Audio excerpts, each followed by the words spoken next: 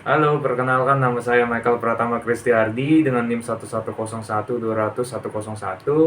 Hari ini saya ingin menjawab soal mengenai UAS Psikologi Komunikasi dengan dosen pembimbing Bapak Tri Okta Sulfa Kimiawan SIKOM.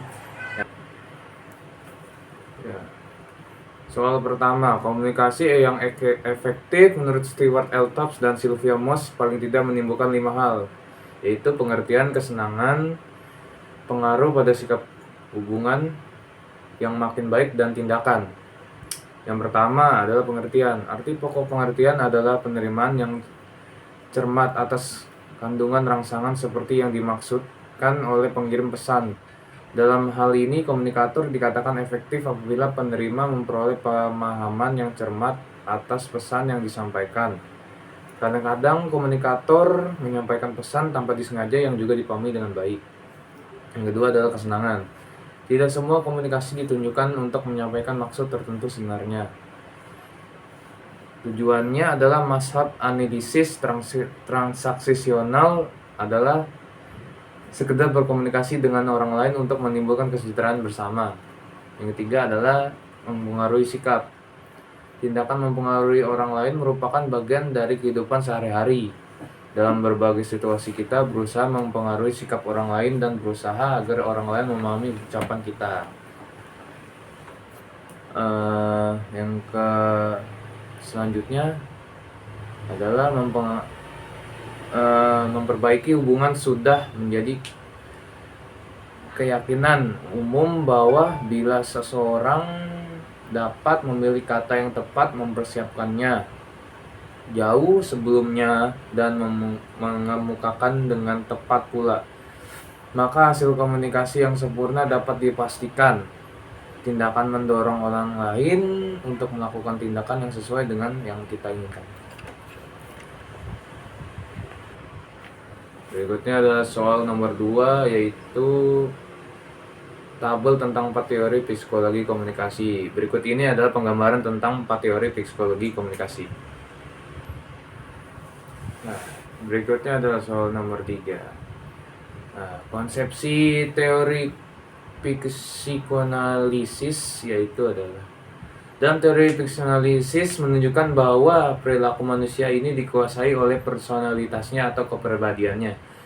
Pelopor dari psikoanalis ialah Sigmund Freud, yang telah menunjukkan berapa besar sumbangan karyanya pada bidang psikologi, termasuk pada konsep suatu tingkat ketidaksadaran dan dari kegiatan mental. Berikutnya adalah konsepsi psikologi humanistik. Psikologi humanistik adalah salah satu pendekatan dalam ilmu psikologi yang memandang manusia sebagai individu yang utuh, memiliki potensi, serta mampu untuk mengaktualisasi dirinya.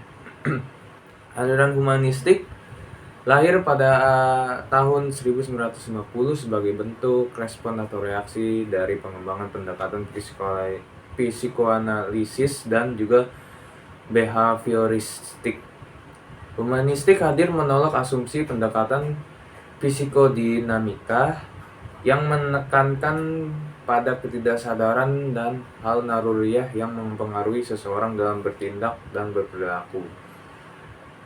Dan selanjutnya adalah konsepsi psikologi behaviorisme. Aliran behaviorisme ini adalah sebuah aliran dalam psikologi yang didirikan oleh John B. Watson pada tahun 1913 yang berpendapat bahwa perilaku harus merupakan unsur subjek tunggal psikologi. Behaviorisme merupakan aliran revolusioner kuat dan berpengaruh serta memiliki akar sejarah yang cukup dalam. Behaviorisme lahir sebagai reaksi terhadap introspeksionisme yang menganalisis jiwa manusia berdasarkan laporan-laporan subjektif, dan juga psikoanalisme berbicara tentang alam bawah sadar yang tidak tampak.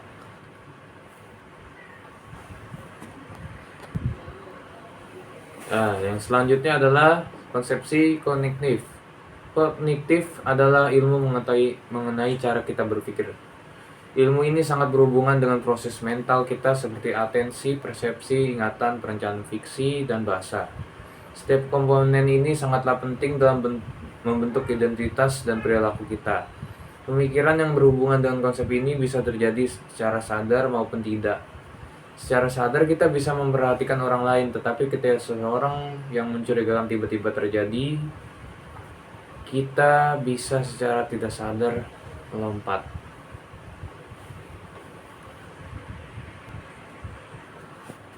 Selanjutnya yang terakhir adalah soal nomor 4, yaitu adalah faktor-faktor situasional. Nah, yang pertama adalah faktor ekologis. Faktor ekologis seperti dalam penjelasannya adalah seperti alam yang dipercaya mempengaruhi gaya hidup dan berperilaku. Bahkan banyak orang yang menghubungkan sinar matahari di pagi hari dengan kemalasan penduduk Indonesia. Seperti itu contohnya. Yang kedua adalah faktor rancangan dan arsitektural. Itu adalah tatanan ruangan juga mempengaruhi pola perilaku yang terjadi. Misalnya seseorang yang bersikap sopan dan menjaga perilaku ketika berasa dalam gedung DPR daripada berada di rumah sendiri. Yang ketiga adalah faktor temporal. Waktu juga berpengaruh pada perilaku manusia. Misalnya pada saat kuliah di pagi hari, maka kita masih dalam keadaan fresh dan semangat. Oleh karena itu kita akan lebih mudah menerima pelajaran daripada kuliah di malam hari karena kita akan cenderung merasa lelah atau letih. Yang selanjutnya adalah suasana perilaku. Tempat di mana seseorang berada juga mempengaruhi manusia untuk berperilaku. Misalnya ketika seseorang berteriak, tidak akan sama teriaknya pada saat ia berada di masjid atau di dalam gedung. Selanjutnya adalah teknologi. Teknologi revolusi juga berpengaruh dalam merubah perilaku manusia. Contohnya kemunculan HP dan internet yang membuat seseorang cenderung meniru gaya artis zaman sekarang dari penampilan, tingkah laku, dan gaya hidup. Selanjutnya adalah faktor sosial.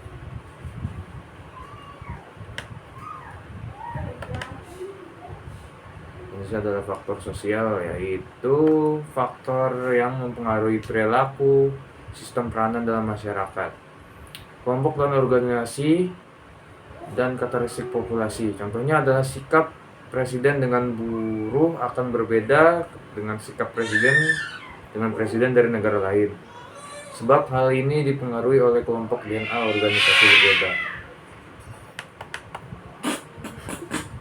Yang selanjutnya ada psikososial. Anggapan kita tentang penilaian lingkungan manusia yang memuaskan atau mengecewakan kita sangat berpengaruh pada perilaku kita dalam hidup lingkungan itu sendiri. Oke, selanjutnya adalah stimuli yang mempengaruhi perilaku. Yang terakhir, terdapat situasi yang memberikan kelayakan perilaku seseorang seperti situasi di taman atau kebun, atau pada saat di masjid yang memberikan kendala dan perilaku. Seseorang akan lebih bebas bertingkah pada saat ia berada di taman daripada saat ia berada di tempat ibadah. Suasana tingkah lakunya akan lebih terbatas. Oke, terima kasih. Demikian jawaban soal UAS dari saya.